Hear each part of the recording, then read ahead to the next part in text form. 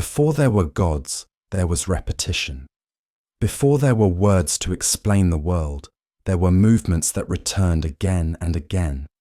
A hand placed near a fire, a stone set beside another stone. People gathering at the same place, not because they were told to, but because something in them remembered. This was not belief. It was not worship. It was not meaning. It was order, quiet, unspoken, and shared. In the deepest layers of human history, long before temples had names, long before myths had voices, people did something that modern life often forgets how to do. They paused. They did not rush toward progress. They did not explain themselves. They did not ask what something meant.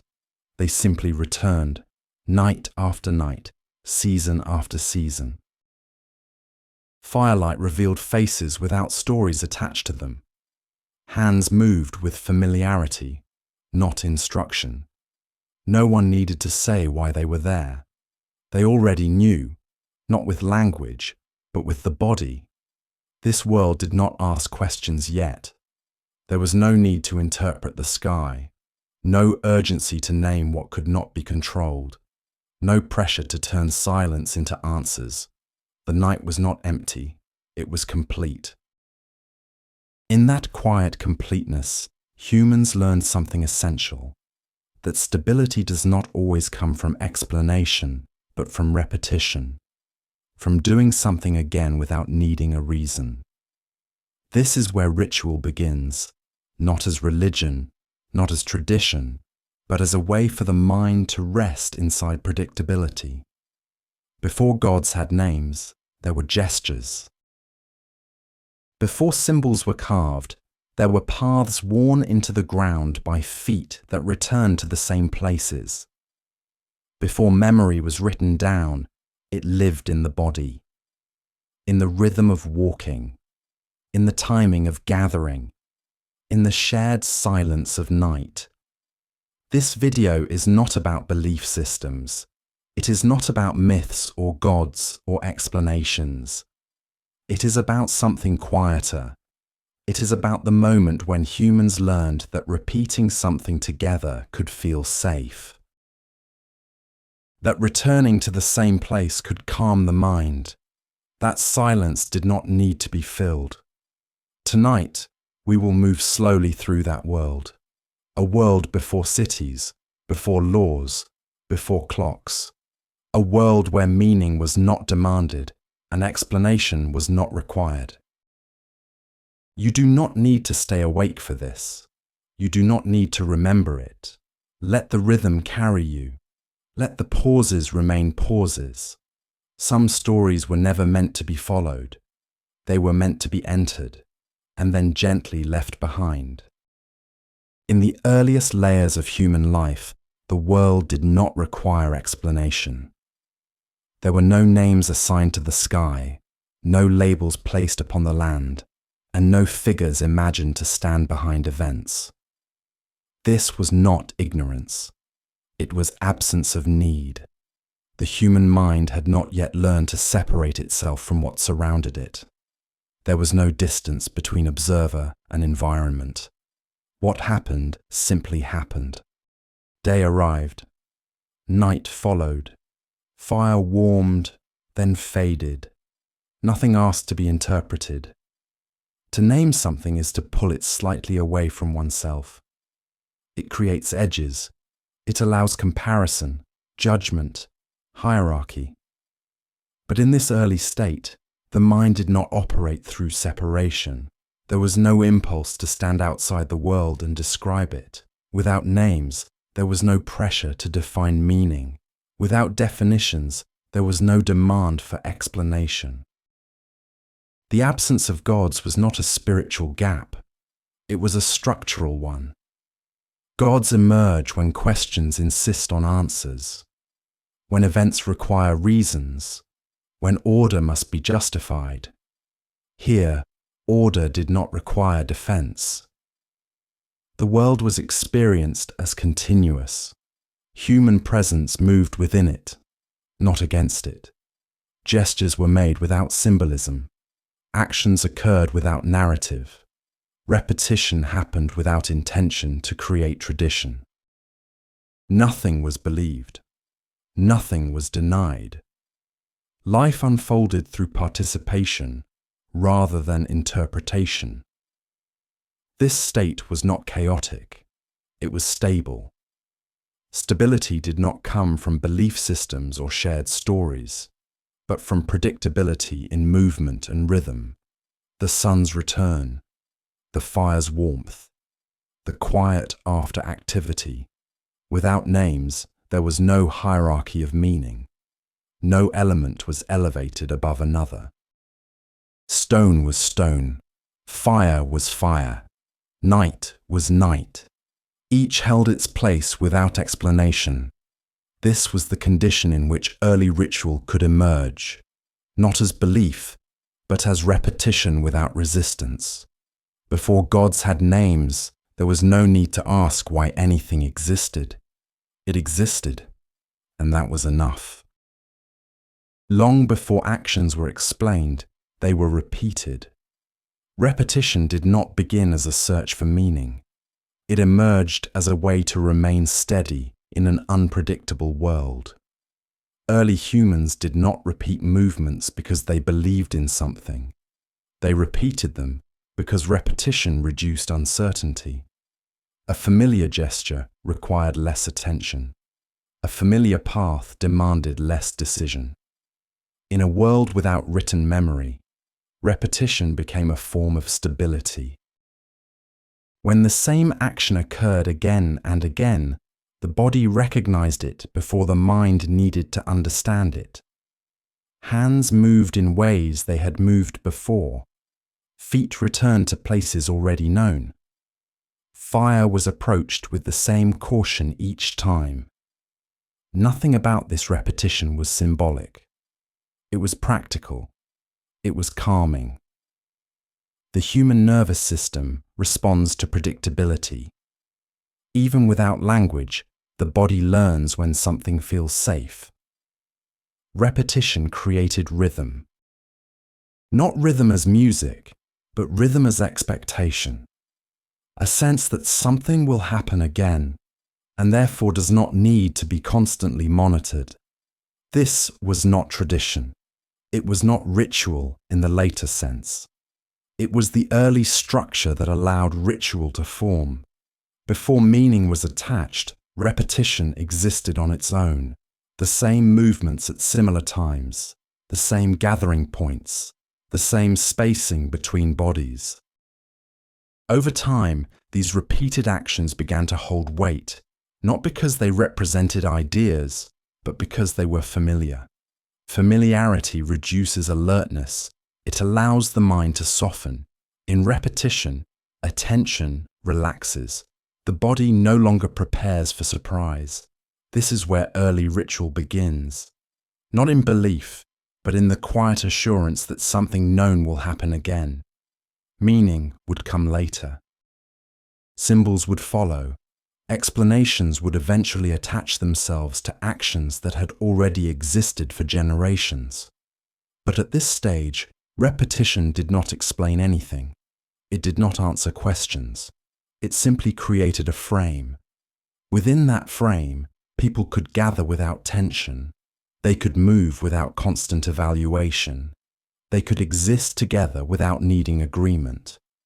Repetition did not require consensus. It required participation. And participation was enough. Before meaning, before stories, before interpretation, there was repetition. And repetition made the world feel steady. Before ideas were shared, gestures were. The body moved long before it explained itself. Hands reached out, paused, withdrew. These movements were not signals. They were not messages. They were responses. Gesture was the earliest form of coordination, not meant to communicate meaning, but to establish presence. A raised hand slowed others. A lowered body suggested rest. Spacing between people adjusted without instruction. The body knew how to position itself before the mind named intention. Fire entered this space quietly. It did not dominate. It did not demand attention. It gathered people without command. Fire created a center, not because it was sacred, but because it offered warmth and light in predictable ways. Its behavior could be anticipated.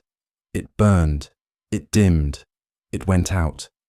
This predictability mattered. People arranged themselves around it instinctively, not according to belief, but according to comfort and visibility. Stone added another layer. Unlike fire, stone did not change. It stayed where it was placed. Its weight was constant. Its presence did not fluctuate. Stone provided reference. A surface to lean against. A boundary to sit near. A marker that did not move. Together, gesture, fire, and stone formed a simple structure. Not a system, not a ritual in the later sense, but a stable environment where repetition could continue. No one instructed how to stand near the fire. No one explained where to place a stone. These arrangements emerged through shared adjustment. The body learned what worked and returned to it. Gesture softened movement. Fire anchored gathering. Stone stabilized space. None of these required explanation. They functioned because they were reliable. In this setting, attention could lower. The body no longer needed to scan constantly. The environment had already been shaped. This shaping did not express meaning. It created conditions. Conditions where people could remain without tension. Conditions where repetition felt natural. Conditions where silence could exist without discomfort. Before symbols were carved, before structures were formalized, gesture, fire, and stone quietly organized human presence. They did not tell a story. They made space. Silence was not the absence of activity, it was the absence of demand. In early human gatherings, silence did not signal emptiness. It created shape. Without constant speech, attention did not scatter. Movements slowed. Gestures became smaller, more deliberate.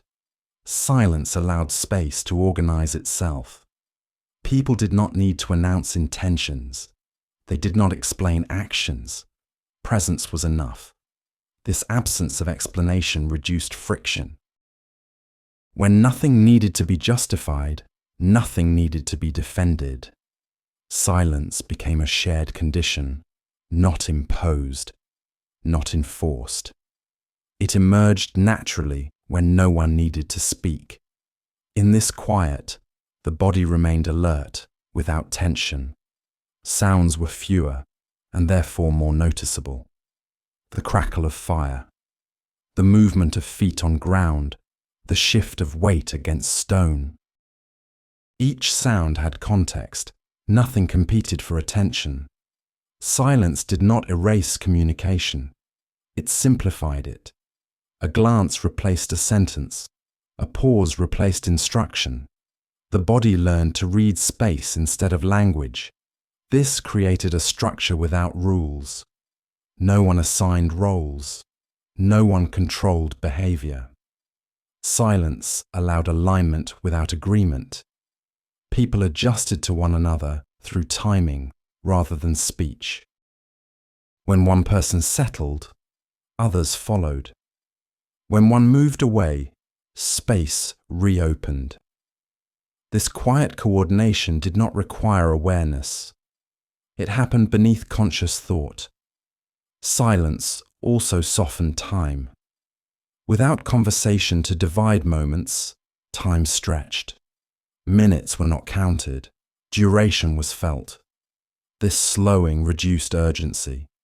Nothing needed to happen quickly. Nothing needed to be resolved. Silence did not pressure outcomes. It held space until movement returned naturally. In this way, Silence became structure, not as a boundary, but as a frame. It allowed repetition to continue without interruption. It supported gesture, fire, and stone without competing with them. Later, words would arrive, stories would be told, explanations would be layered onto these early gatherings.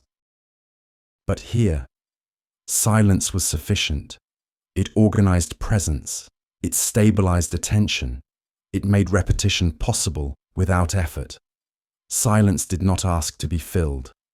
It held. In this early world, the question why had not yet taken shape. Actions were not followed by reflection. Movements did not pause to be evaluated. People did not ask why they gathered, why they repeated the same gestures, or why they returned to the same places. They gathered because gathering occurred. The absence of why did not indicate a lack of awareness. It reflected a different orientation of the mind. Modern thinking often begins with intention. An action is expected to justify itself. A reason must come first. Here, action preceded explanation. Doing was sufficient. When no explanation was required, there was no pressure to arrive at conclusions. No need to defend choices. No need to convince others. No need to create narratives that made behavior acceptable. Without why, actions were lighter. They did not carry expectation. They did not demand interpretation. Repetition continued because it worked, not because it symbolized something. The body returned to familiar movements without seeking permission from thought. This absence of questioning reduced mental strain. When nothing needed to be explained, nothing needed to be resolved. Uncertainty did not provoke anxiety. It was simply part of the environment. The night arrived without reason. The fire burned without explanation. People rested without justifying rest. This allowed attention to soften. The mind did not hover above experience, attempting to extract meaning. It stayed close to sensation, warmth, darkness, proximity. These were enough. Later, the question why would become powerful. It would drive stories, beliefs, and systems of thought. But at this stage, why had not yet been learned. And without it, there was no urgency to understand. The absence of why created space. Space for repetition without interpretation. Space for silence without discomfort. Space for gathering without explanation. In that space, early ritual could exist without becoming doctrine, without reason, without purpose, without meaning attached. Just action, repeated and allowed to remain. Night altered the relationship between the human body and its surroundings. When light faded, familiar spaces lost their clarity. Edges softened. Distances became uncertain. The body responded immediately. Vision narrowed. Hearing sharpened. Movement slowed. Night was not simply the absence of day. It introduced a different condition, one in which awareness became more focused and more fragile at the same time. Without light, orientation weakened. Landmarks disappeared. The certainty of direction dissolved. This vulnerability did not require explanation. It was felt. The body adjusted without instruction. Muscles held tension longer. Breathing became quieter. Steps were measured. In darkness, the margin for error narrowed. Early humans did not interpret this state as symbolic. They experienced it as practical reality. The night demanded attention, but not activity. It did not invite exploration. It encouraged proximity. In the dark, distance increased risk. Separation heightened uncertainty. Remaining close reduced both. This shift did not occur through agreement. It happened through shared instinct. People moved nearer to one another without discussing why. The night shaped behavior without language. Vulnerability created alignment. When light receded, individual movement slowed into collective stillness. The body learned when to stop expanding outward and when to draw inward. This inward movement did not signal fear, it signaled adaptation. The night did not threaten constantly, but it removed predictability, and unpredictability required adjustment. Stillness became protective. Listening replaced scanning. Waiting replaced wandering. In this state, time felt different. Moments extended. Urgency dissolved. The absence of light reduced the number of choices available, and fewer choices calmed the nervous system. Night narrowed the world to what could be sensed directly: warmth, breath, nearby presence. Everything beyond that faded into uncertainty. This vulnerability was not avoided. It was shared, and in sharing it, humans learned to remain still together. Fire did more than provide warmth. It created a line, not a wall, not a barrier, but a gentle boundary between what was known and what was not. When fire burned, space organized itself around it. Light gathered attention inward. Darkness remained beyond reach. This separation did not need explanation. The body understood it immediately. Inside the glow, movement felt safer. Outside it, uncertainty returned. Fire did not eliminate the night. It shaped a small portion of it. This shaping mattered. The illuminated circle became a place where the body could release some of its vigilance. Vision returned in limited form. Faces reappeared. Hands could be seen again. The fire did not invite expansion. It encouraged containment. People positioned themselves naturally along its edge, adjusting distance without instruction. No one needed to say where to sit. No one marked boundaries. The warmth indicated where to remain. Fire was predictable. It flickered, but it stayed. Its behavior could be anticipated. This reliability allowed the body to settle.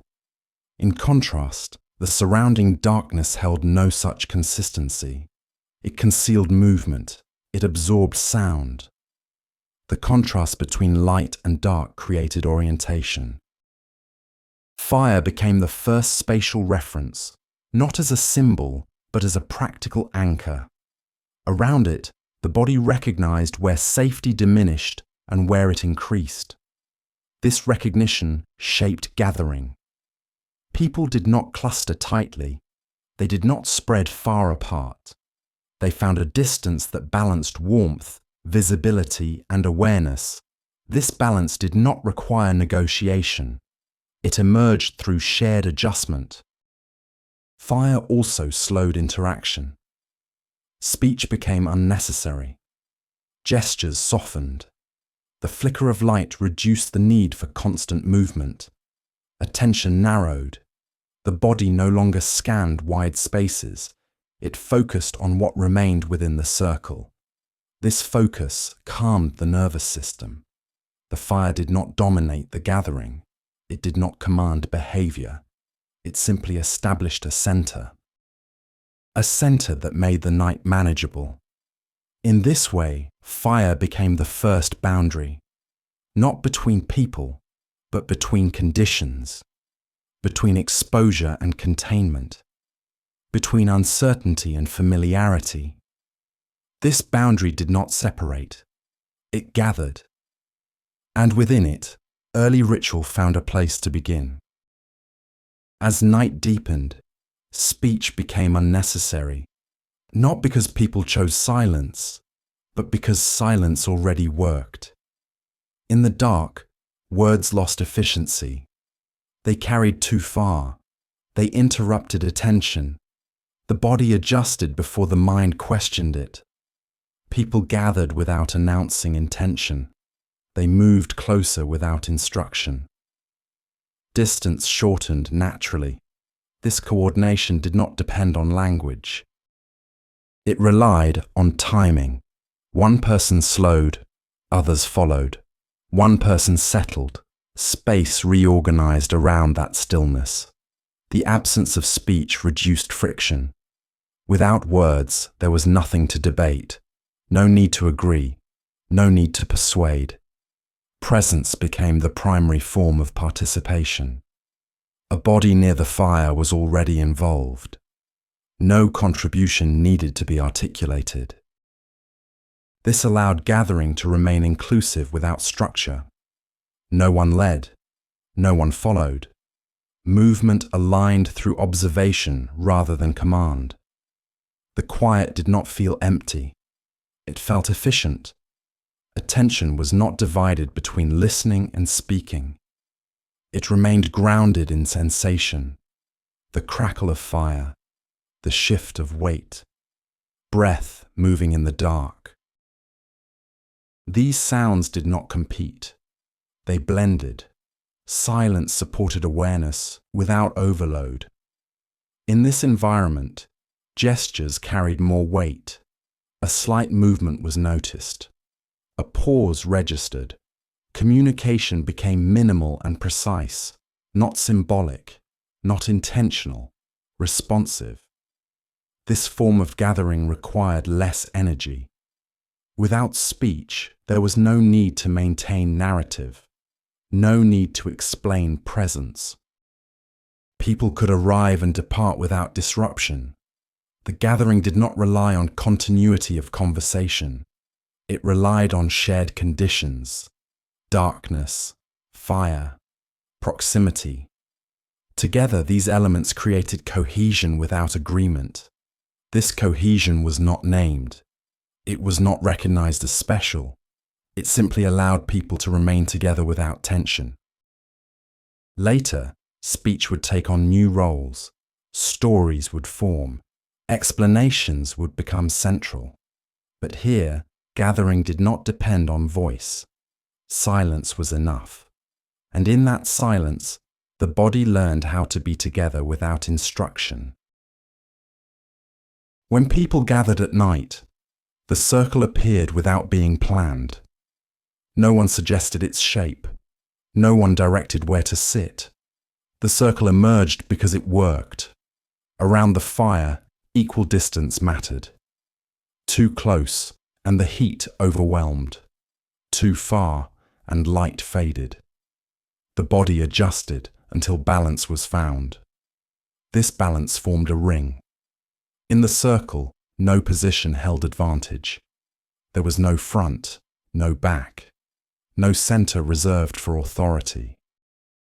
Everyone faced the same space. Everyone shared the same light. The night encouraged this arrangement. In darkness, facing outward increased vulnerability. Facing inward reduced it. The circle allowed awareness to move gently around the group without focusing on any single point. Attention softened. No one needed to watch everything. Responsibility distributed itself. This distribution lowered tension. The circle did not create equality as an idea. It produced it as a condition. No roles were assigned. No hierarchy was declared. Position alone did the work. Within the circle, movement slowed. Gestures became smaller. Shifts in posture were noticed. The space between bodies stabilized. This stability was calming. The circle also shaped time. Moments passed without markers. No beginning, no end. Activity did not build toward outcome. It simply remained. The fire held the center without claiming it. Its light did not dominate. It supported visibility. Faces appeared and disappeared softly.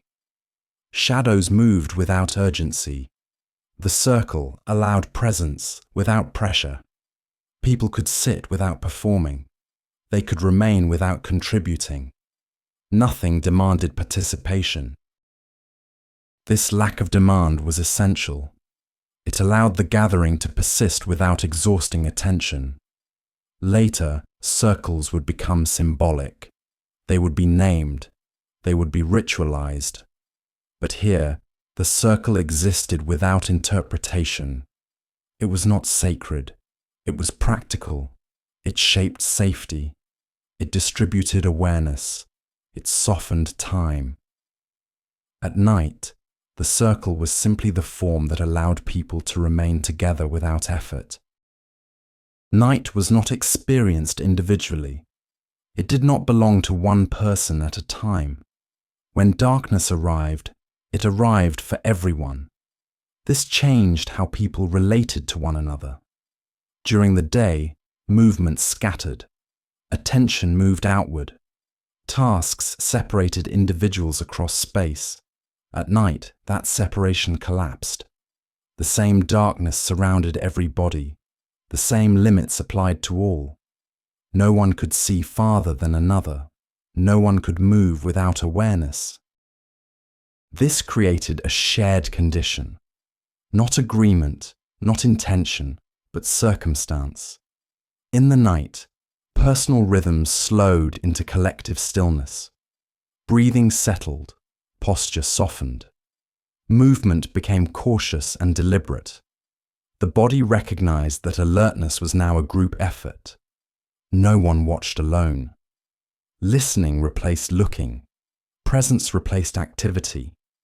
This did not require coordination. It happened because the environment demanded it. The night removed individual advantage. Strength mattered less than proximity. Speed mattered less than awareness. What mattered was remaining within the same conditions. Warmth was shared. Light was shared. Silence was shared. This sharing reduced distinction. People did not stand out easily in the dark. Individual features softened. What remained was nearness. This nearness created calm. When vulnerability was shared, it became less threatening. No one carried it alone. The night did not ask people to overcome it. It asked them to remain within it, together. Time also changed in this shared state. Moments stretched without urgency. There was no schedule to follow, no goal to reach before darkness lifted. Waiting became normal. This waiting did not feel passive. It felt appropriate. The night did not need to be used. It needed to be endured quietly. In this shared condition, attention relaxed its grip. There was nothing to pursue, nothing to resolve, only the presence of others within the same limits. Later, societies would divide time. They would organize night and day differently. But here, night was not a segment of time. It was a state that everyone entered together. And in entering it together, people learned to remain still without feeling alone. As night settled fully, movement changed its character. It did not stop. It softened. During the day, movement was purposeful. It carried direction and intention. Steps led somewhere. At night, movement released that pressure. The body no longer needed to travel far. It did not search the landscape. It remained close. This slowing was not imposed. It emerged naturally as visibility decreased. When fewer options were available, the need to choose diminished. Movement became economical. A shift of posture, a turn of the head, a hand adjusting position near the fire. Large gestures disappeared. Small movements became sufficient. This reduction calmed the nervous system. Without constant motion, the body conserved energy. Attention narrowed to what was immediate. The ground beneath, the warmth nearby, the presence of others within reach. Stillness did not signal inactivity, it signaled readiness. In the night, excessive movement increased risk. Slowing reduced it. The body learned this quickly. Muscles relaxed without collapsing. Breathing deepened without losing alertness. This balance mattered. Too much stillness invited sleep. Too much movement invited danger. The night taught moderation. People remained poised between rest and awareness. This poised state required no instruction. It developed through repetition. Night after night, the body remembered how little was necessary. Movement no longer carried meaning. It served function. This allowed attention to drop below conscious thought. The mind did not track every shift. It trusted the body to adjust when needed. Time stretched in this slowed state. Moments were not marked by action. They passed quietly. Waiting no longer felt like delay. It felt like alignment with conditions. This slowing created a threshold between activity and rest, between vigilance and release. In that threshold, early ritual found its tempo, not fast, not slow, just steady. Later, movement would be choreographed. It would be assigned roles and patterns. But here, slowing itself was enough. It allowed people to remain present without effort, and in that quiet reduction of motion, the night became manageable. As the night deepened, space began to divide itself, not through walls, not through barriers, but through contrast. The fire created an inside. The darkness defined everything else. This edge was not drawn deliberately. It emerged through perception. Within the glow, shapes were visible. Faces appeared. Movements could be anticipated. Beyond it, the world softened into uncertainty. This distinction mattered. The body responded differently depending on where it stood. Inside the light, posture relaxed. Breathing slowed. Awareness widened gently. Outside it, attention sharpened. Muscles held readiness. The senses scanned more carefully. The edge between these two states was subtle, yet unmistakable. It was not crossed casually. People did not wander in and out without awareness. The body registered the shift immediately. This boundary was not restrictive. It was orienting. It told the body where effort could lessen and where vigilance must increase. In this way, space became organized without instruction. No one announced where safety ended. No one marked danger. Perception did the work. The edge also shaped behavior. Inside the light, stillness felt acceptable. Outside it, stillness felt exposed. Movement adjusted accordingly. People lingered where visibility allowed connection. They avoided drifting into darkness alone. This created cohesion without command. The boundary held the group together without enforcing proximity. It allowed individuals to feel contained without being confined.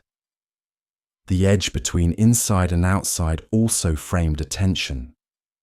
Within the circle, awareness softened inward. Outside it, the unknown remained present but distant. This balance reduced anxiety. The darkness did not press inward aggressively. It stayed beyond the edge. The light did not attempt to expand. It remained modest. Neither dominated. This equilibrium mattered. It allowed the night to be experienced without overwhelm. The body trusted the boundary because it was consistent. Night after night, the same contrast returned. Light here, darkness there. The edge did not need explanation. It was felt. and through feeling it repeatedly, humans learned how to remain within limits without resistance. Night did not introduce ritual through intention. It provided the conditions for it. When darkness returned each evening, the same adjustments followed. Movement slowed, gathering tightened, silence settled. Nothing needed to be decided. The night itself repeated. This repetition mattered more than any action within it. The space around the fire became familiar because it reappeared in the same form. Light in the center, darkness beyond. Bodies arranged in similar distances. Over time, this consistency shaped behavior, not as belief, but as expectation. People did not plan these gatherings, they returned to them. The night framed the environment so that repetition could occur without effort. This framing transformed space into something stable, not permanent, but reliable. Ritual did not begin as a sequence of actions. It began as a place that allowed the same conditions to emerge again and again. The night provided that place. Within it, actions required less variation. The body recognized when to slow, when to remain, when to listen. These adjustments did not carry meaning. They carried familiarity. Familiarity reduced alertness. It softened attention. In this softened state, the environment did more of the organizing. The night did not need to be interpreted. It needed to be entered. Each return reinforced memory in the body, not as narrative, but as sensation. Warmth in the same place, darkness at the same edge, stillness in the same posture. Over time, this repetition created structure, a structure without rules, a space without instruction. Ritual emerged quietly from this consistency, not as worship, not as belief, but as a dependable rhythm. The night did not ask people to perform, it allowed them to settle. And in settling, the space itself became ritual, not because it meant something, but because it remained the same. Long before memory could be spoken, it was carried, not in stories, not in names, but in the body. The human body remembers through repetition. It does not require explanation. It does not ask for meaning. When an action is repeated often enough, the body no longer waits for instruction. It moves before thought arrives. In early human life, this kind of memory was essential. There was no written record, no spoken archive to preserve experience. What remained was what the body could repeat. The way hands approached fire, the way feet slowed as night settled, the way posture changed near others. These movements were not taught. They were absorbed. Observation replaced instruction. Imitation replaced explanation. The body learned through proximity. To stand where others stood.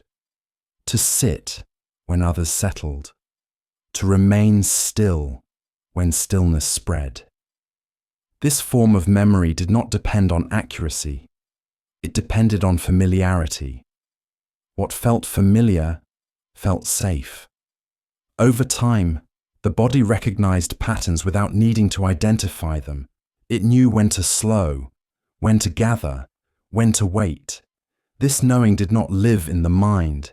It lived in muscle, breath, and balance. The body adjusted automatically to conditions it had encountered before. Darkness did not surprise it. Silence did not unsettle it. The body remembered how to exist within these states. This memory was quiet. It did not announce itself. It did not demand attention. It simply guided movement. When the environment returned to a familiar form, the body responded in kind. No reflection was required. This is how early ritual could persist without ever being named. Not as belief, not as tradition, but as remembered movement. The body did not store meaning. It stored rhythm. It did not preserve stories. It preserved timing. In this way, memory existed without language, held not in words, but in the way people moved when the same conditions appeared again. And because the body remembered, the mind did not need to. Before language shaped thought, rhythm shaped movement. The body does not require words to recognize timing. It responds to repetition, to pace, to consistency. Early human life unfolded within rhythms that were felt rather than described. Walking followed a natural tempo, not fast, not slow, but steady. Steps adjusted to terrain without conscious calculation. The body learned how to move in relation to ground, slope, and distance. This rhythm did not belong to an individual. It emerged collectively. When people moved together, their pace aligned without instruction. No one counted. No one led. Bodies adjusted through observation and proximity. The same occurred near the fire. As people gathered, their movements slowed into similar timing. Gestures became smaller. Breathing settled.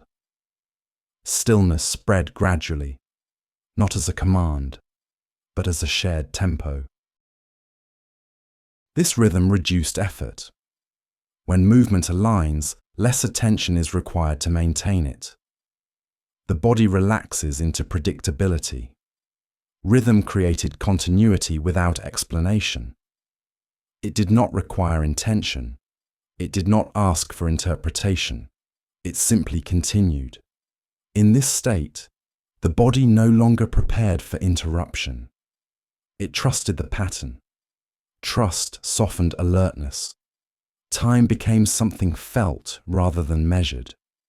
Moments flowed without being divided. There was no urgency to reach a conclusion. No expectation of progression. Rhythm allowed the body to remain present without monitoring change. Language would later introduce structure to time.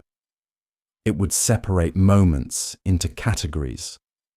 But here, rhythm held experience together without segmentation. The body did not ask where it was going. It stayed within the movement itself. This is how early ritual gained stability, not through meaning, but through tempo. A pace that returned night after night, a rhythm that required no explanation. The body recognized it before the mind could name it. And because rhythm existed first, language did not need to. Before places were marked, they were worn. Paths did not begin as destinations. They formed through return. Feet moved where other feet had moved before. Not because the route was chosen, but because it was already there. The ground remembered. Each passage pressed familiarity into the earth. Over time, movement followed what felt known. This knowing did not require direction. The body recognized subtle changes beneath it. A slight dip in the ground, a smoother surface, a turn that required less effort. The path guided movement without instruction. Walking became easier when repeated. The body adjusted posture and pace automatically. No one needed to explain where to go. The path carried memory forward. This memory was not visual, it was felt. The feet recognized resistance. The legs anticipated incline. The body learned the terrain through contact. These repeated paths shaped daily movement. They reduced decision-making. When the body no longer needed to choose, attention softened.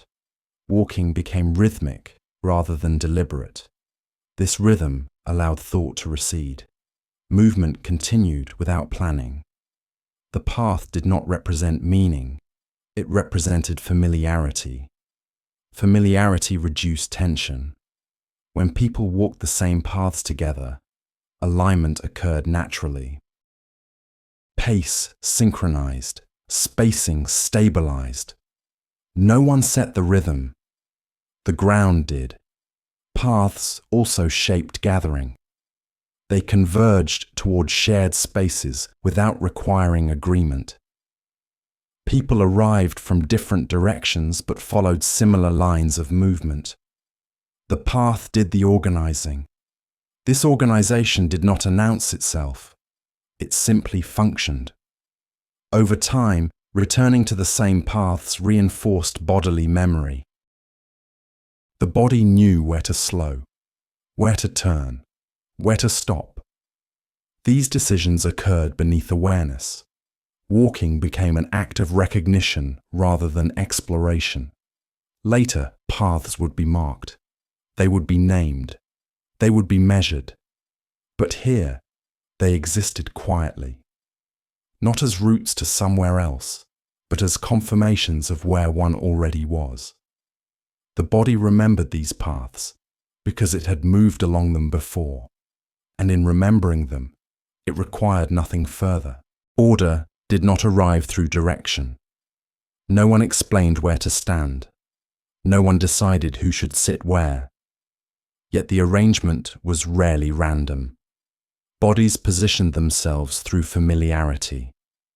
People returned to places that felt right.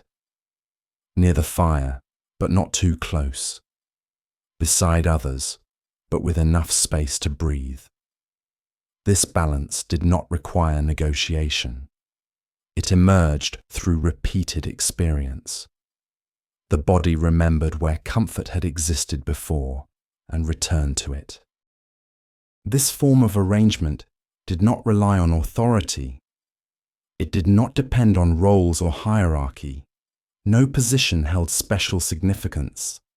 What mattered was alignment with the environment and with others nearby. When one person settled, others adjusted. Space reorganized itself quietly. This coordination did not require awareness. It happened beneath conscious thought. The body read posture, distance, and stillness more quickly than language ever could. If someone shifted, the arrangement responded. If someone left, space reopened naturally. Nothing needed to be corrected. This flexibility mattered. It allowed the gathering to remain stable without becoming rigid. No structure was imposed, yet structure persisted. Arrangement reduced effort. When the body knows where it belongs, it stops searching. Attention no longer scans for alternatives. Stillness becomes possible. This stillness did not signal inactivity. It signaled completion. The environment no longer needed adjustment. The arrangement held. Later, spaces would be designed. Positions would be assigned. Order would be enforced. But here, arrangement was intuitive. It was learned through repetition, not instruction, through presence, not planning. This allowed gatherings to remain calm. No one needed to perform. No one needed to lead. The body found its place and remained there. Arrangement without instruction made early ritual possible without becoming restrictive. It allowed people to be together without being organized. And in that quiet alignment, the body rested within structure without knowing it had entered one. Time was not counted, yet it was felt. Before hours existed, before divisions of day and night were named, the body still knew when, not through numbers, but through readiness. Early human life moved according to internal signals: fatigue, hunger, temperature, light fading. These cues did not require interpretation. They were recognized immediately. The body sensed when activity should slow, when gathering should begin, when stillness felt appropriate. This timing did not depend on precision. It depended on alignment. Actions did not need to start at the same moment. They only needed to occur within the same window. This created cohesion without synchronization. People arrived gradually. Movement eased in rather than beginning sharply. There was no moment that marked the start, no signal that announced transition. Timing flowed. The absence of measurement reduced pressure. Without clocks, there was no urgency to be exact, no need to arrive on time. Arriving was enough. The body adjusted naturally to the pace of others. If one person slowed, the rhythm softened. If stillness spread, movement followed. This flexibility allowed timing to remain responsive. No one was late. No one was early. There was only presence. This form of timing supported rest.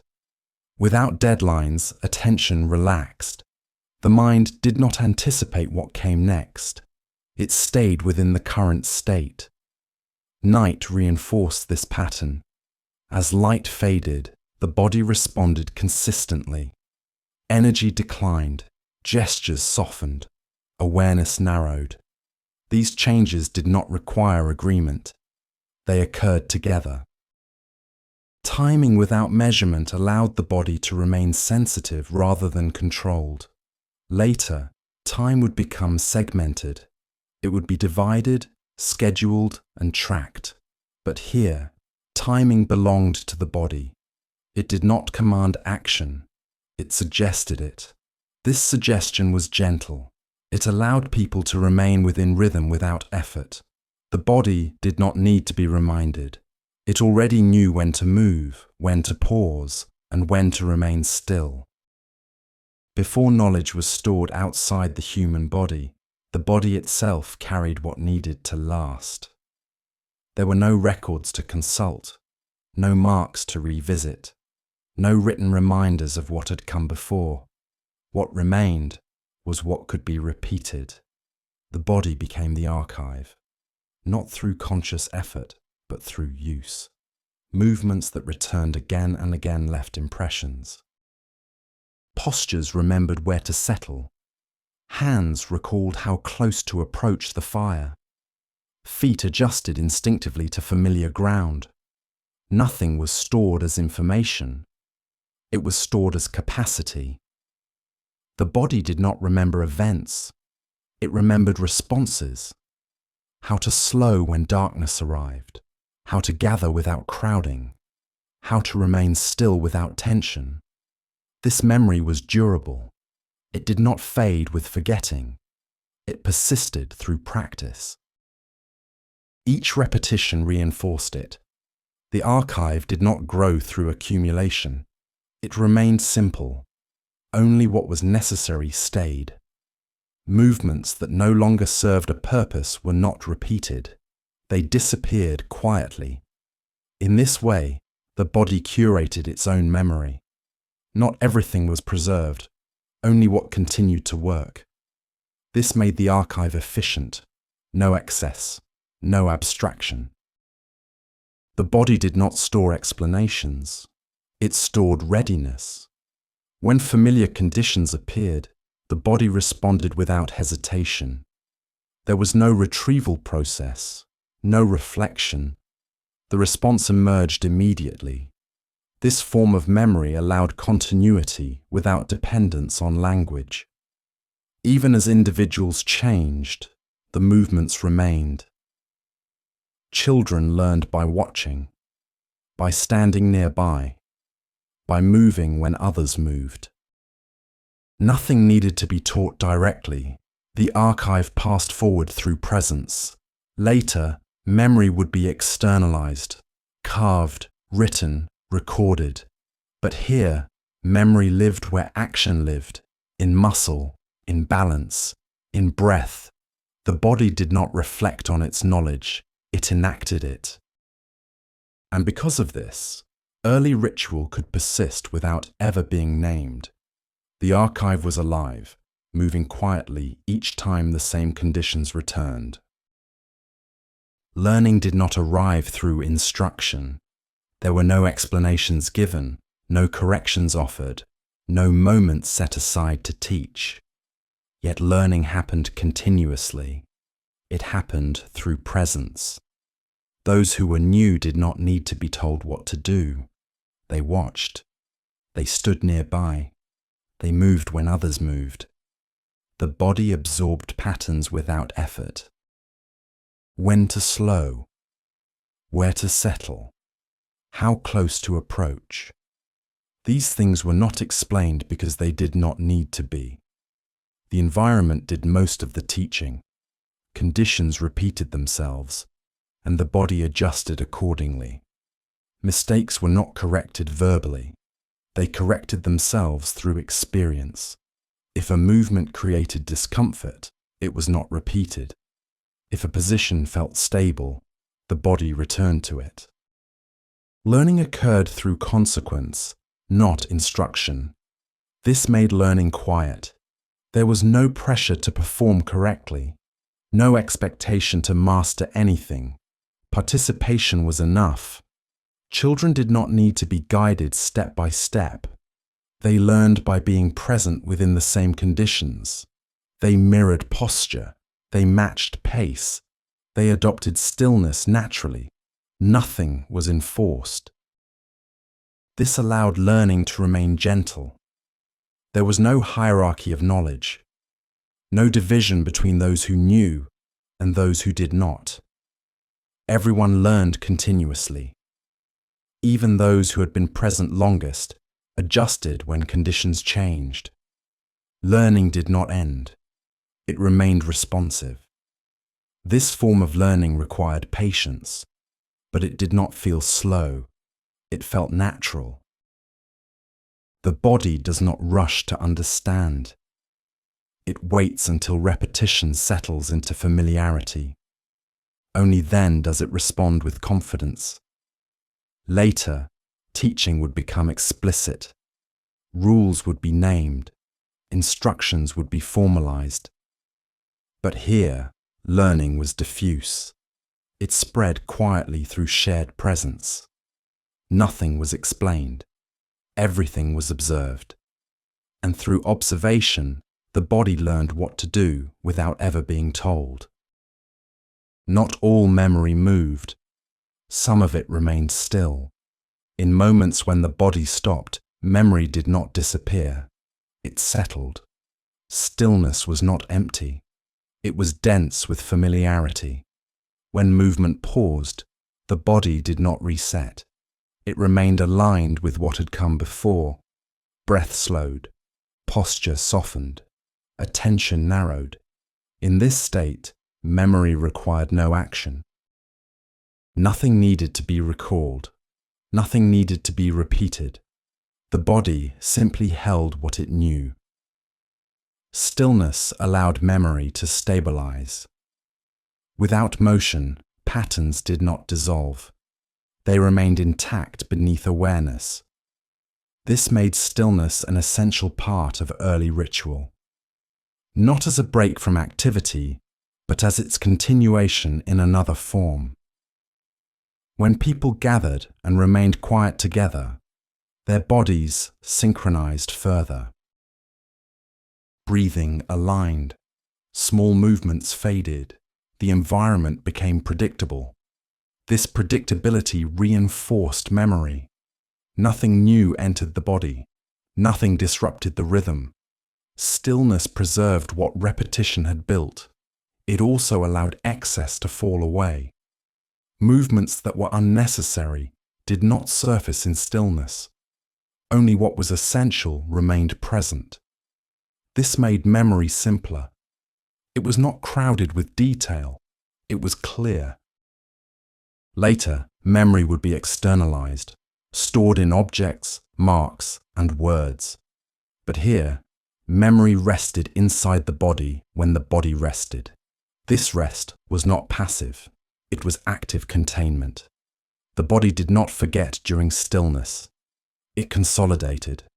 When movement resumed, nothing needed to be relearned. The body returned smoothly to what it already knew.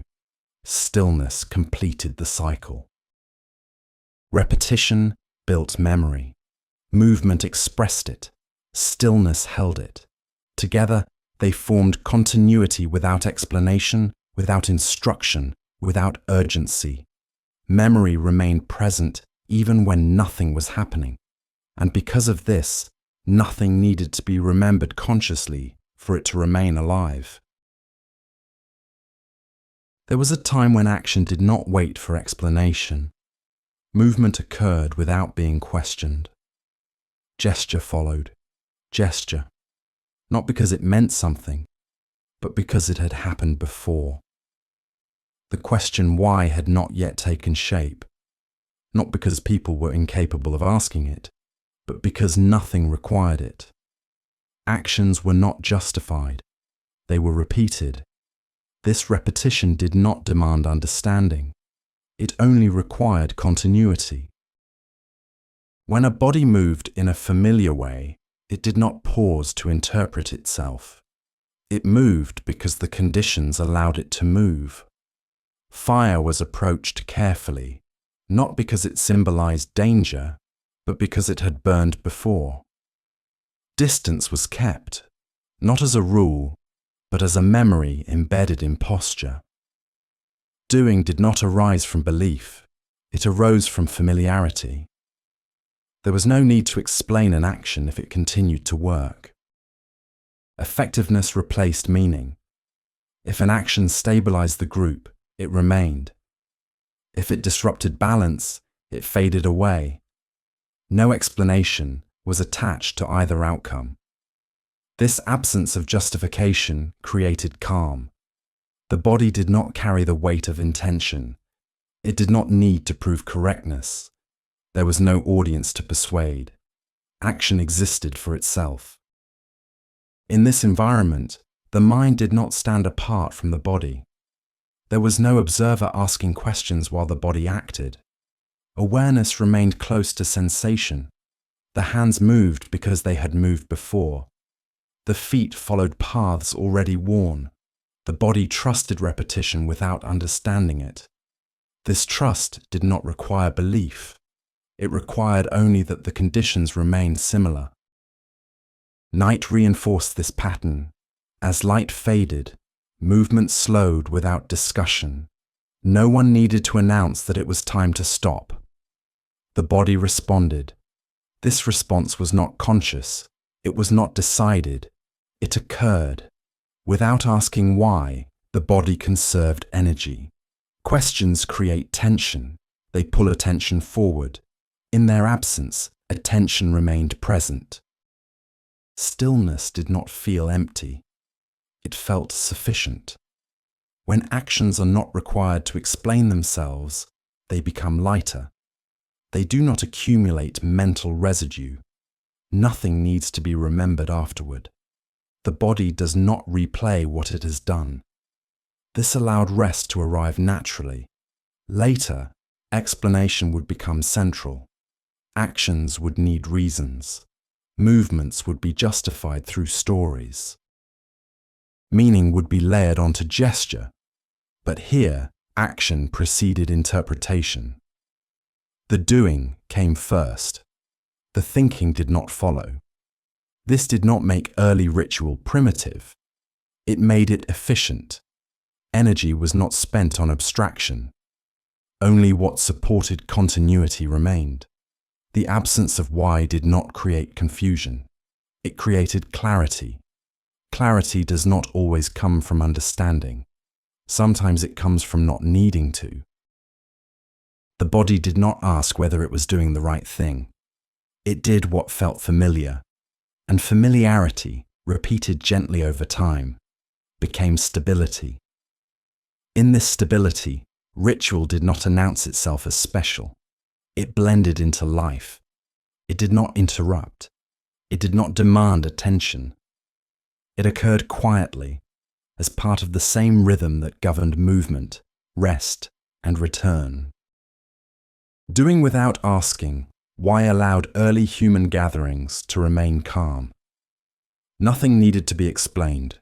Nothing needed to be defended. The body acted, and that was enough.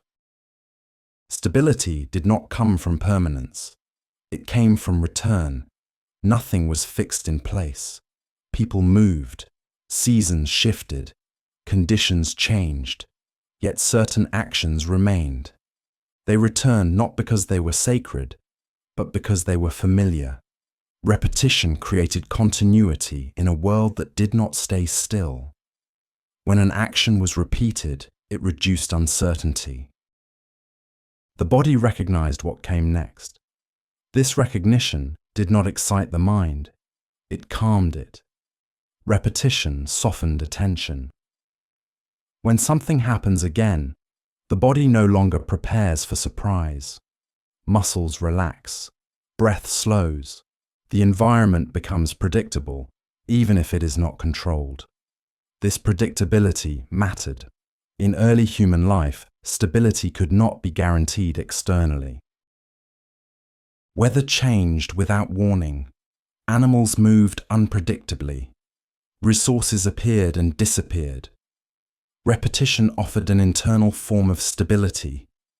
Even if the world shifted, the body could return to something known. The same gesture, the same sequence, the same pause. These repetitions did not explain themselves. They did not announce purpose. They simply occurred. Over time, repetition gathered weight. Not symbolic weight, but bodily certainty. The body trusted what had been repeated. It did not ask whether it should continue. It continued because it always had. This created rhythm. Rhythm did not require measurement. It unfolded naturally as repetition accumulated. When rhythm emerged, coordination followed.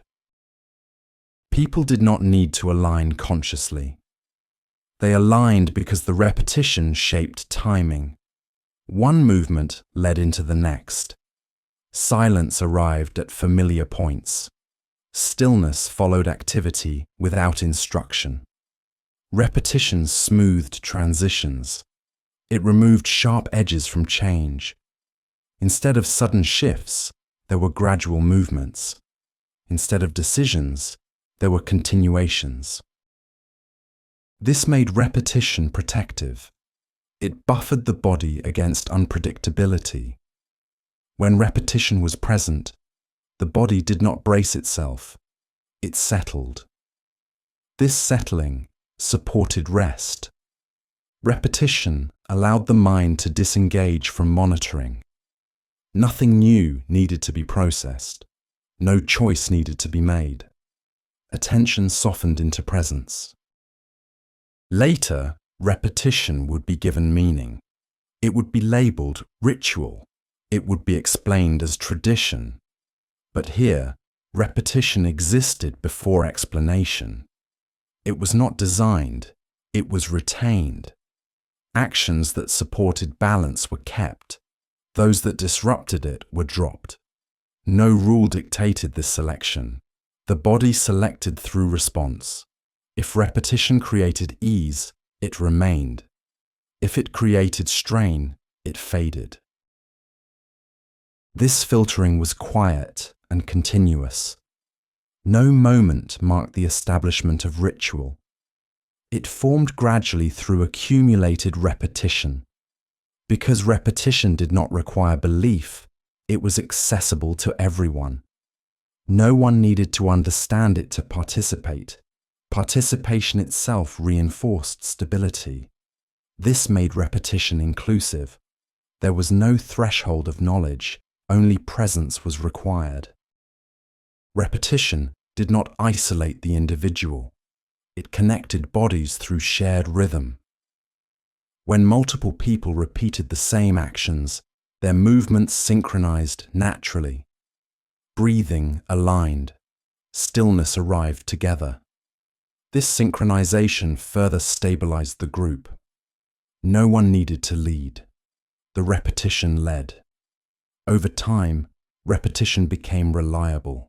Reliability reduced vigilance. The body no longer scanned constantly for threat. Energy conserved itself. This conservation mattered at night. As light faded, repetition guided behavior gently. The same slowing, the same gathering, the same quiet. No announcement was needed. The body followed what it recognized. Stability did not come from knowing what would happen tomorrow. It came from knowing what would happen now. Repetition anchored the present moment. It made the immediate environment feel sufficient. Nothing else needed to be anticipated. In this way, repetition replaced explanation. It did not answer questions. It removed the need to ask them. Stability emerged not because the world was stable, but because the body had something to return to, again and again. There was no urgency to explain what was happening. Actions unfolded without being translated into meaning. Gestures occurred without being examined. Silence did not invite analysis. What was seen was allowed to remain as it was.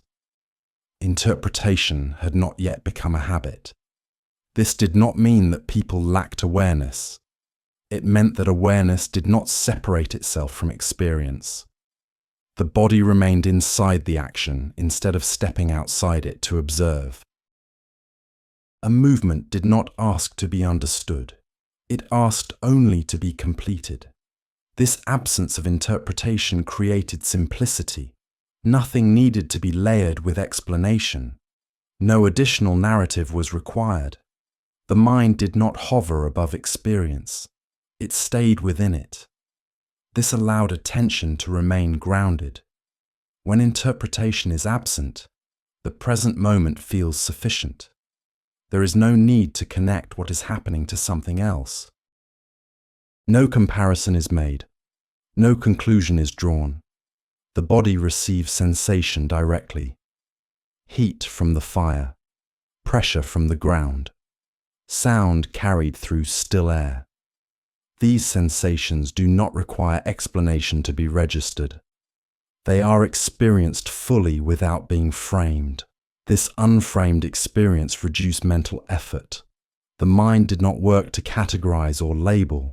It rested within perception. Symbols existed, but they were not decoded. Shapes were carved. Figures appeared, but they did not demand interpretation. They were encountered visually, not intellectually. This did not make them meaningless. It made them non-verbal. Meaning did not need to be extracted. The body responded to form without needing to name it. A carved animal did not need to represent anything. Its presence was enough. The absence of interpretation allowed symbols to remain open. They were not fixed to a single understanding. No explanation narrowed their impact. They remained available to perception without being defined. This openness prevented conflict. If nothing is interpreted, nothing needs to be defended. There is no correct understanding and no incorrect one. Experience remains shared without disagreement. This mattered in early gatherings.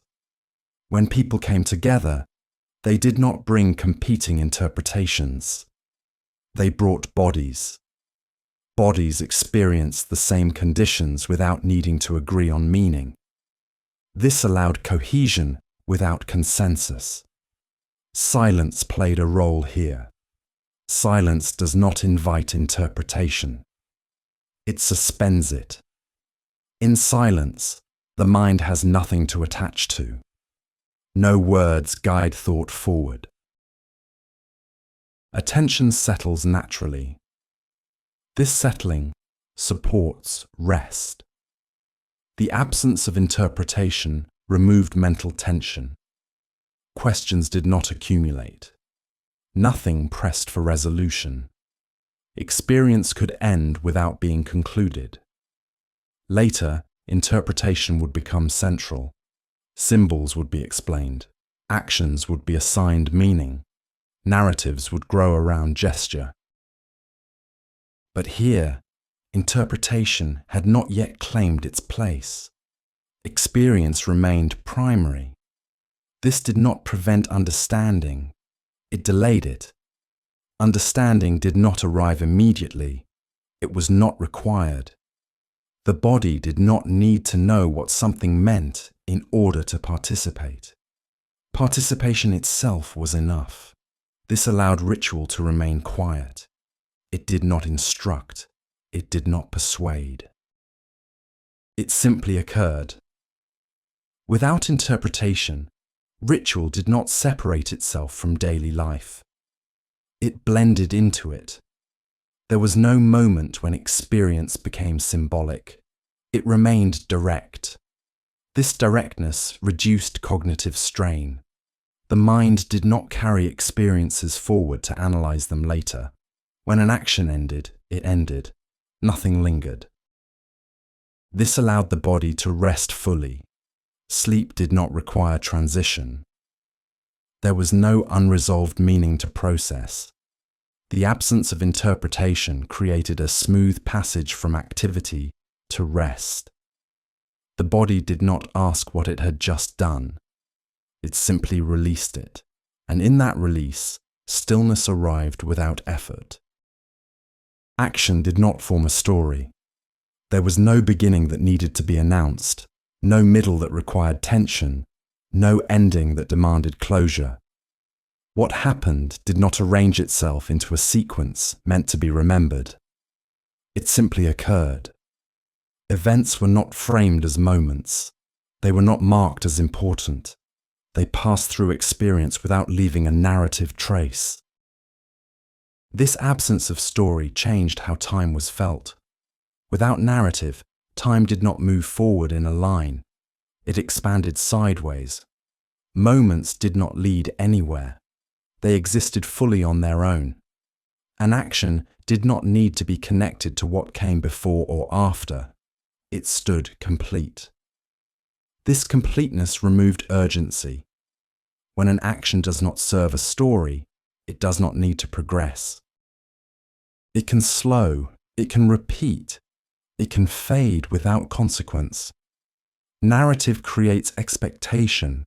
It pulls attention toward what comes next. Without it, attention remains with what is happening now. This supported calm. The mind did not prepare for outcome. It did not anticipate resolution. It stayed present. In gatherings, this mattered. People did not arrive with a shared storyline. They did not reenact a remembered sequence. They participated without reference. Each gathering was not a continuation of the last. It was not a reenactment. It was a return to the same conditions, not the same story. This allowed flexibility. No one needed to remember how things were done before in order to do them again. The body remembered through repetition, not through narrative recall. If something was forgotten, it did not matter. There was no script to follow. Action adjusted itself naturally. This prevented rigidity. Narrative fixes events into memory. It gives them shape. Without narrative, events remained fluid. They did not demand consistency. They did not need to be accurate. This looseness allowed action to remain adaptive. It also reduced identity. When actions are part of a story, they define roles. Someone becomes the one who does a certain thing. Here, roles did not solidify. Participation shifted easily.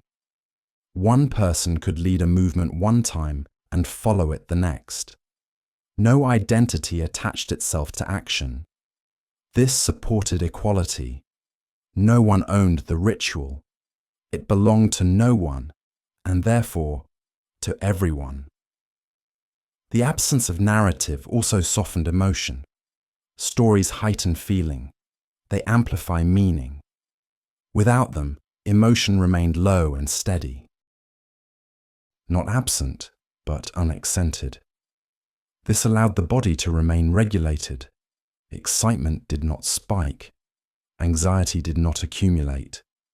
Experience flowed evenly. Night emphasized this quality.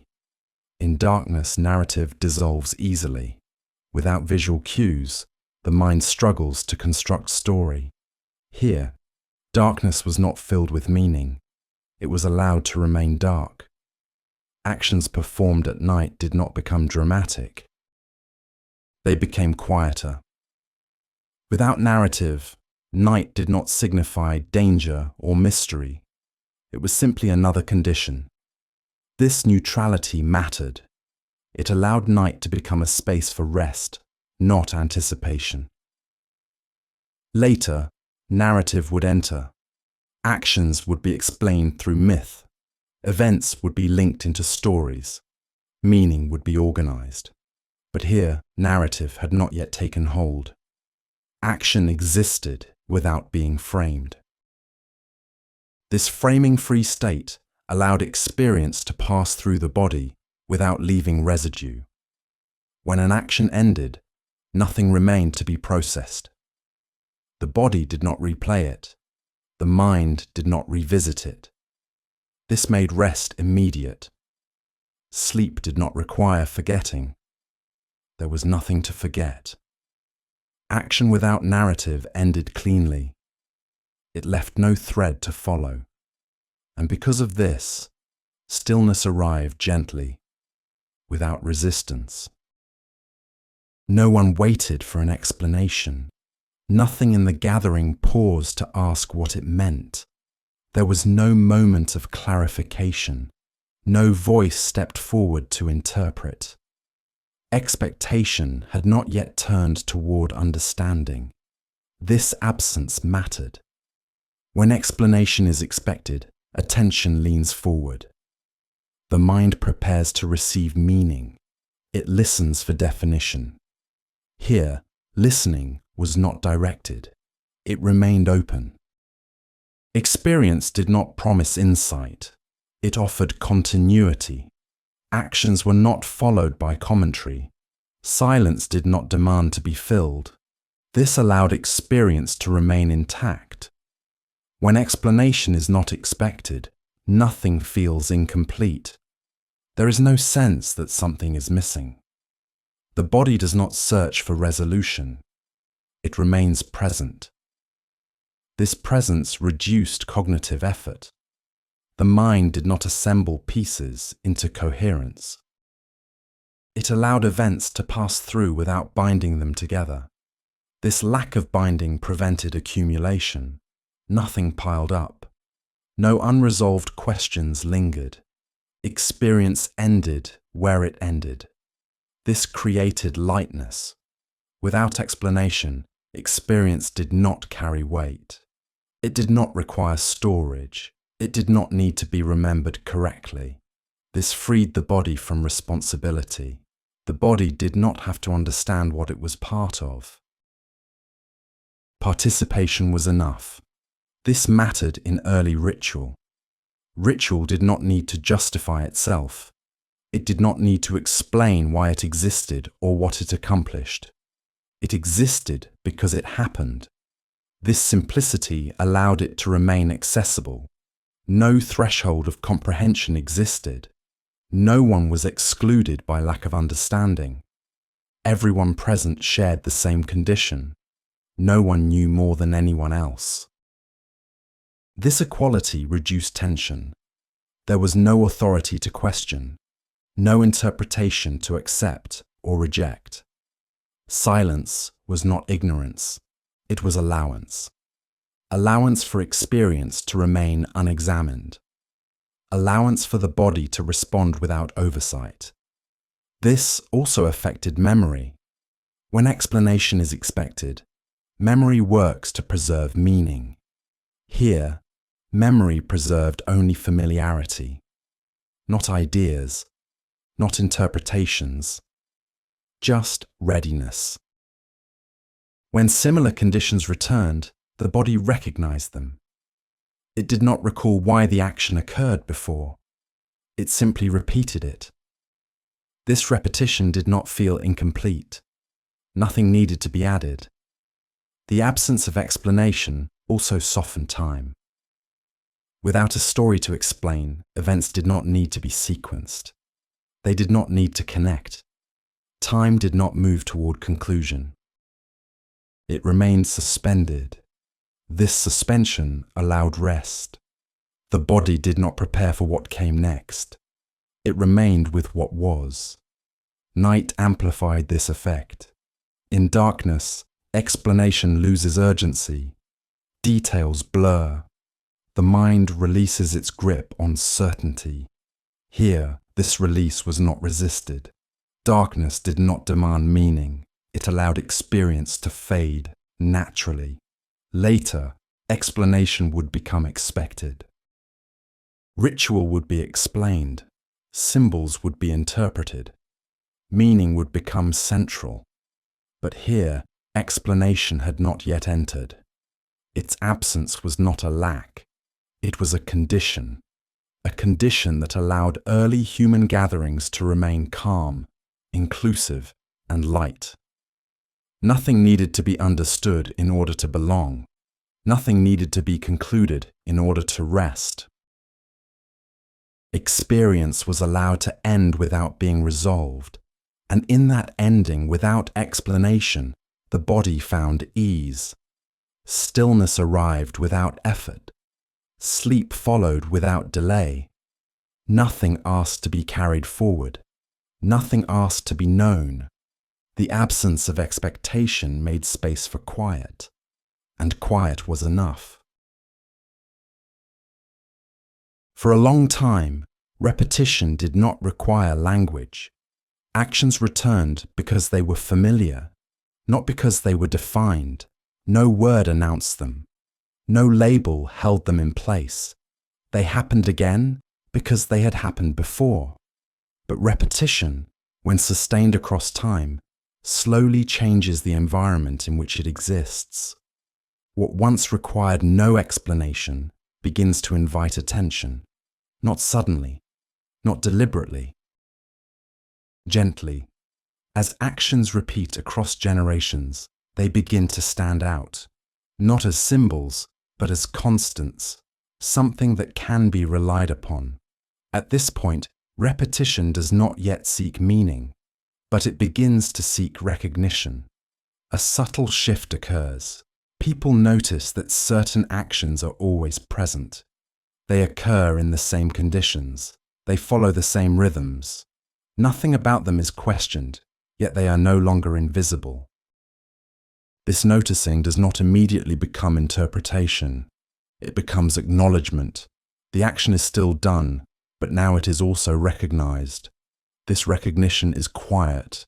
It does not interrupt the repetition. It simply surrounds it. Over time, recognition invites language, not to explain, but to point. A sound, a word, a gesture that marks. The name does not describe the action. It identifies it. It says, this thing that happens again. The name does not add meaning. It adds continuity. With a name, repetition becomes shareable across absence. Someone who is not present can still be told. Not what it means, but that it exists. This is not yet belief. It is memory extended through language. The name allows repetition to travel. It can be referenced. It can be recalled. This changes its position. The action is no longer entirely dependent on the moment. It now exists slightly beyond it. This extension does not break the ritual. It stabilizes it. The action still happens through the body, but it can now be anticipated. Anticipation is subtle. It does not create urgency. It creates familiarity in advance. When repetition gains a name, it becomes something that can be awaited. Not because it is important, but because it is known. This knowledge changes the experience of time. The action no longer feels entirely spontaneous. It feels expected. Expectation is not demand. It is orientation. The body adjusts in advance. The mind prepares slightly. This preparation is minimal, but it exists. With naming comes the first boundary. This action is now distinct from others. It is not just something that happens. It is this thing. The boundary is soft. Nothing is excluded yet. Anyone can still participate. But the action has a contour. It can be recognized when it begins. It can be noticed when it ends. This marking creates coherence. The repetition does not need to explain itself to persist. But now it can be referred to. This allows coordination. People arrive knowing what kind of action will occur, not how it will unfold, but that it will. This reduces uncertainty further. Stability increases. The body relaxes more deeply. Naming does not remove calm. It deepens it. Because what is named is less likely to disappear. There is still no story, no explanation of origin, no claim of significance. Just a name that says, "This returns." Over time, the name begins to carry weight. Not symbolic weight, but social weight. It signals belonging. To know the name is to recognize the repetition. To participate is to enact it. Nothing is required beyond presence. But presence now includes recognition. This is the threshold. The moment when repetition begins to exist, not only as action, but as something remembered collectively. This is not yet religion. There is no doctrine, no authority, no explanation of purpose, but something has shifted. The repetition is no longer entirely silent. It has a place in language. Language does not dominate it. It follows it. This following is important. The action still leads. The name trails behind. It does not direct. It observes. Later, names will become central. They will organize belief. They will fix meaning. But here, naming is gentle. It does not claim ownership. It simply allows repetition to remain recognizable across time. This is how ritual begins to change, not by becoming meaningful, but by becoming referable. The body still knows what to do, but now the mind knows what to call it. This dual awareness does not create tension yet. It creates continuity. The action remains calm. The night remains quiet. But something has crossed a threshold. Repetition no longer belongs only to the moment. It belongs to memory, and memory once named does not disappear easily. For a long time, action was enough. People moved together. They gathered, paused, repeated familiar gestures. Nothing needed to be agreed upon. Agreement was implicit in movement. When bodies do the same thing at the same time, coherence forms without discussion. This coherence did not begin as belief. It began as alignment. Shared action created a shared rhythm. Breathing slowed together. Stillness arrived together. The body recognized safety in synchronization. This safety did not come from certainty. It came from familiarity. As repetition gained recognition, and recognition gained a name, something subtle began to change. The action remained physical, but attention slowly widened. People did not just do the same thing. They began to notice that they were doing it together. This noticing was not reflective. It was relational. The presence of others became part of the action itself. Movement was no longer experienced alone. It was mirrored. When one person paused, others paused. When one person adjusted, the group adjusted. This mutual responsiveness created trust. Trust did not require explanation. It emerged from predictability. When others behave as expected, the body relaxes. Over time, this relaxation extended beyond the immediate moment. The body began to anticipate shared action as a stable feature of life. This anticipation did not take the form of thought. It took the form of readiness. The body prepared itself for moments of gathering. This preparation was subtle. Muscles softened earlier. Attention shifted more easily. The shared action had become a shared expectation. At this point, belief had not yet appeared. No one articulated what the action represented, but something had formed beneath the surface. A sense that this is what we do. This sense did not require justification. It did not ask why. It simply affirmed continuity. When repetition becomes communal, it begins to shape identity, not individual identity, but collective orientation. People recognize themselves as those who participate in this pattern. This recognition does not exclude others. It simply marks familiarity. Those who know the rhythm feel at ease within it. Those who do not learn through presence. Shared action becomes a quiet signal of belonging. Nothing needs to be stated. Participation is enough. As this belonging stabilizes, language begins to follow, not to explain the action, but to reference the group.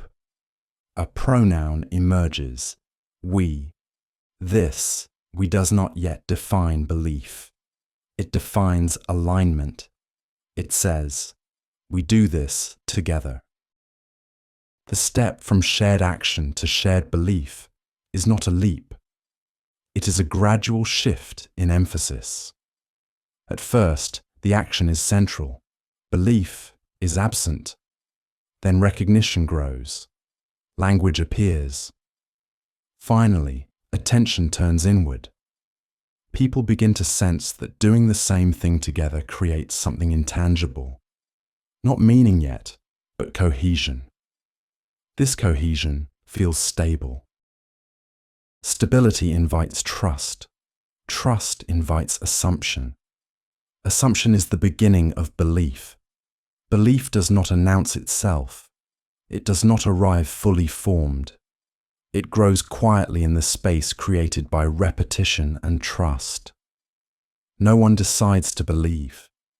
Belief settles. It settles when shared action continues without disruption. It settles when outcomes remain predictable. It settles when participation feels safe. This belief is not doctrinal. It does not define the world. It defines the group's rhythm within it. What is believed is not a statement. It is a feeling. A feeling that this matters, not because it explains anything, but because it holds things together. Shared belief at this stage does not require articulation. It is not defended. It is not challenged. It is simply present, like a background tone. As belief settles, the action gains weight. Not symbolic weight, but emotional density. People care about its continuation, not because they know why, but because it feels necessary. Necessary not for survival, but for balance. The shared action becomes something that should not be disrupted. This is not yet sacredness. But it is its threshold. The group begins to protect the repetition, not consciously, not through rules, through discomfort when it is altered. If the rhythm breaks, something feels wrong. This feeling does not point to a belief statement. It points to loss of alignment. The group seeks to restore the rhythm. In restoring it, belief strengthens, because belief is not about truth at this stage. It is about continuity. Shared action becomes shared belief when the group begins to assume that this pattern should continue. No explanation is required. No authority enforces it. The belief exists because the action persists. Later, belief will be named. It will be organized. But here, belief is still quiet. It does not speak. It is felt in the ease of repetition, in the comfort of alignment, in the calm that follows shared rhythm. The action remains primary. Belief follows behind, not as a guide, but as a trace left by many bodies moving together over time. Boundaries did not arrive as rules. They appeared quietly, almost unnoticed. Nothing was announced. No line was drawn. Yet over time, certain distinctions began to hold. Some actions were done here. Others were done elsewhere. Some moments felt appropriate. Others did not. These distinctions were not enforced. They were felt. The body sensed when an action belonged and when it did not. This sensing did not require explanation. It emerged through repetition and response. When a familiar action occurred outside its usual conditions, the rhythm faltered. Something felt misaligned. This feeling did not accuse. It did not judge. It simply signaled difference. The group responded instinctively. They adjusted. The action returned to its familiar place. This adjustment marked the beginning of boundary, not as exclusion, but as containment. The boundary protected the rhythm. It ensured that repetition remained effective. If everything happens everywhere, nothing remains stable. Boundaries narrowed context. They allowed actions to settle. At first, boundaries were temporal. Certain actions belonged to certain times. Not by decree, but by comfort. The body recognized when an action felt right. Light level, temperature, fatigue. These conditions guided placement. Later, boundaries became spatial. Some places felt appropriate for gathering. Others did not. This appropriateness was not sacred. It was practical. Sound carried better. The ground was level. The fire burned steadily. The body learned these things through experience. Boundaries formed around what worked. As boundaries stabilized, they began to structure expectation. People arrived knowing what kind of behavior belonged here. Not consciously, not verbally. They adjusted posture, lowered voice, slowed movement. The boundary shaped behavior without instruction. This shaping created consistency. Consistency reinforced trust. Trust deepened belief. Boundaries also created contrast.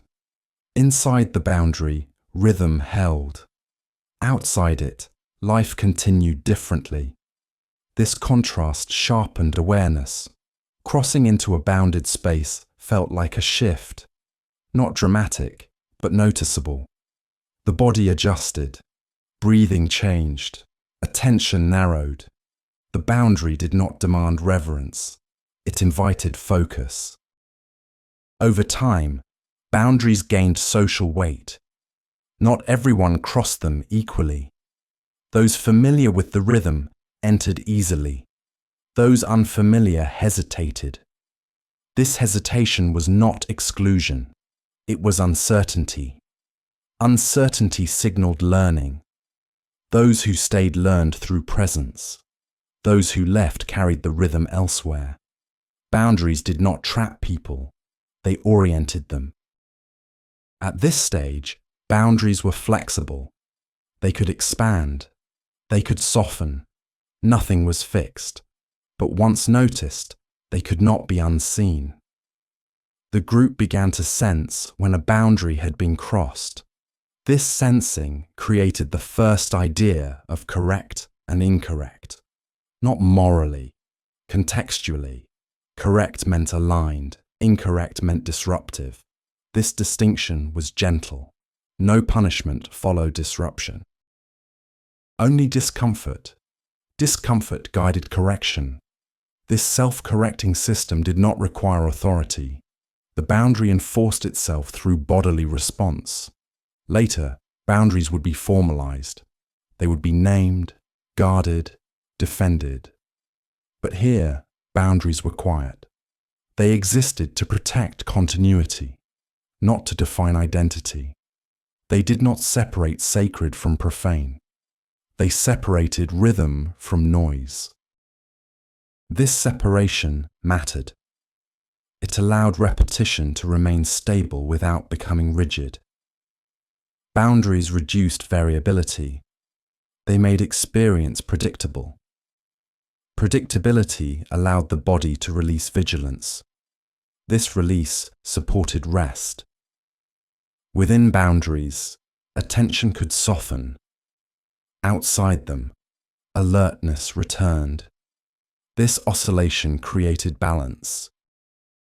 Life did not become ritualized entirely. Ritual occupied specific spaces and times. The rest remained flexible. This prevented exhaustion. Boundaries kept ritual from spreading too far. They contained it. Containment preserved intensity. Without containment, repetition dissolves. With too much, it hardens. These early boundaries found equilibrium. They were present but unobtrusive. They guided without constraining. As belief continued to form, boundaries became more noticeable. People began to care if they were respected, not because they symbolized something, but because they maintained rhythm. Disruption felt personal, not offensive, but unsettling. The group responded by restoring alignment. In this way, boundaries protected belief without defining it. They did not explain why something mattered. They ensured that it continued to matter. This is how the first boundaries appeared. Not as laws, not as walls, as sensations, as subtle shifts that guided the body back into rhythm. At some point, presence began to take shape. Not as a story, not as a command, but as a sense that something was there. This presence was not imagined suddenly. It did not arrive with drama. It emerged slowly, through repetition, through attention, through the quiet weight of return. As actions repeated, as boundaries formed, as belief settled gently beneath awareness, the environment itself began to feel occupied. Not crowded, not watched, simply inhabited. Figures did not begin as gods. They began as impressions, a force that felt consistent, a quality that remained when people returned. The night felt different in certain places. The silence felt thicker. The air seemed to hold something familiar. This familiarity did not require explanation. It was felt before it was named. The human mind does not tolerate formless presence for long. When something is felt repeatedly, it begins to be outlined, not defined, but shaped. Figures emerged as ways of holding presence in awareness, not representations, but anchors. A carved form, a repeated shape, a familiar outline. These figures did not explain presence, they localized it. They gave it somewhere to rest. Names followed later. Not to describe what the presence was, but to allow it to be referred to. A name does not define. It points. It says, "This presence we feel." At first, names were soft. They did not carry narratives. They did not tell stories. They allowed people to acknowledge what was already sensed.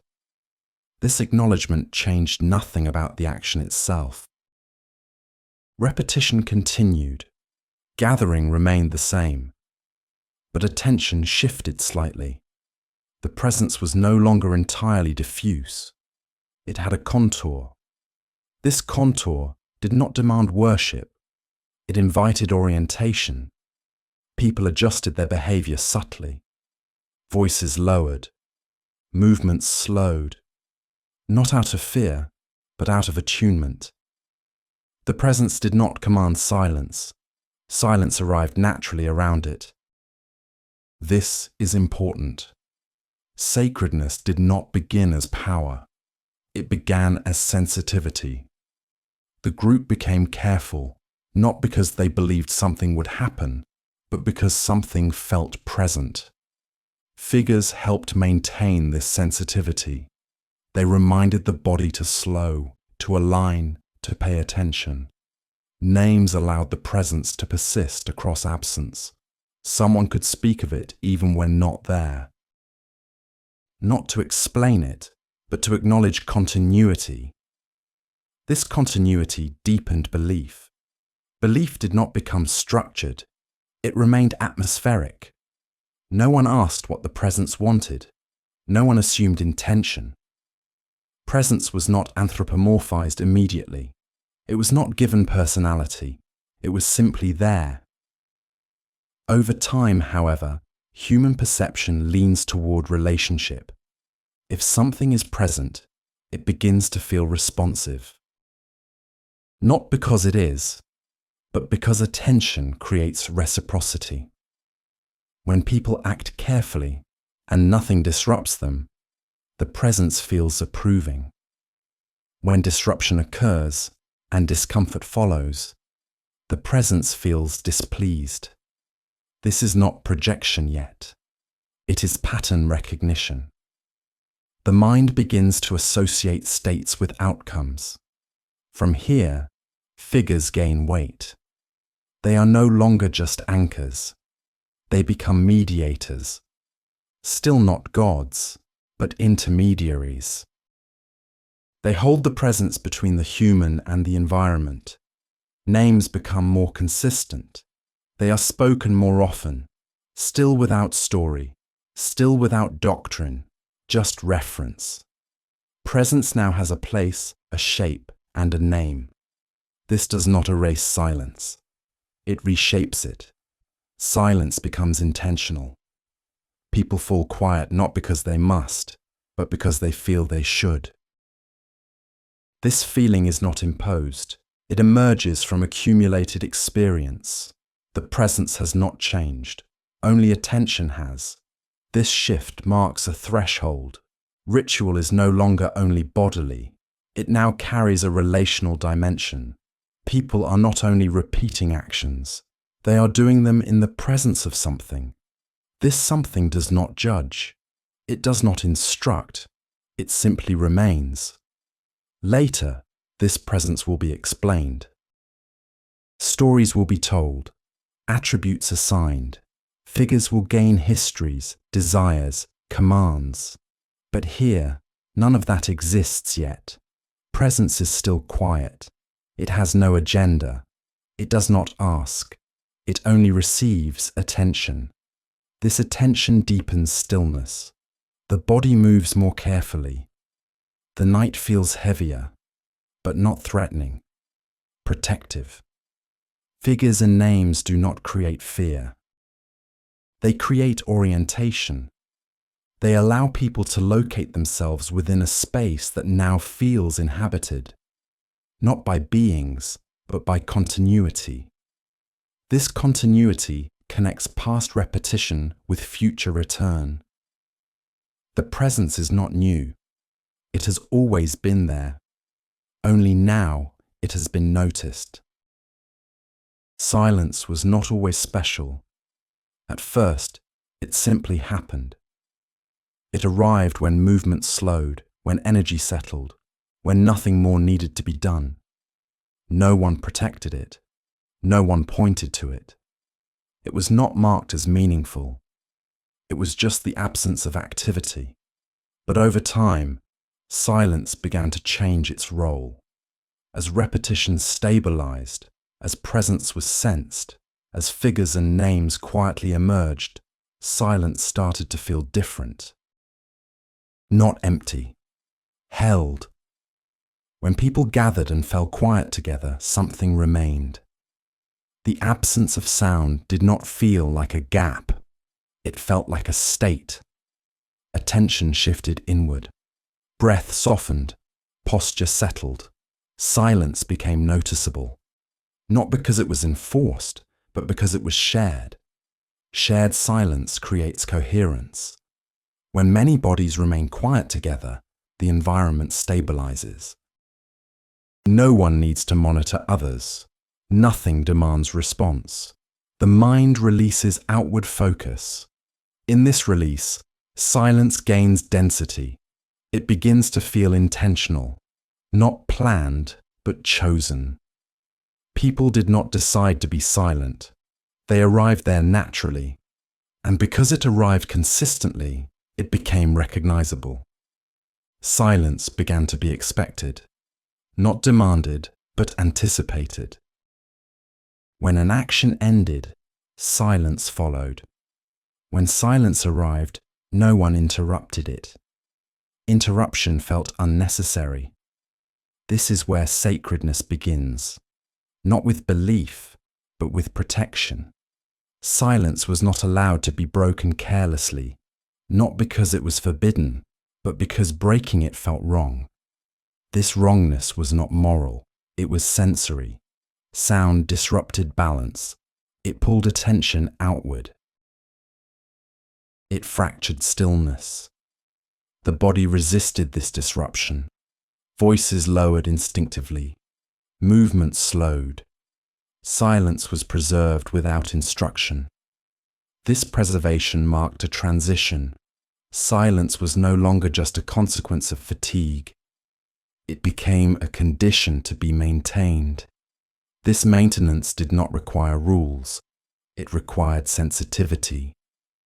Those present adjusted behavior to remain aligned with the silence. Those unfamiliar learned quickly.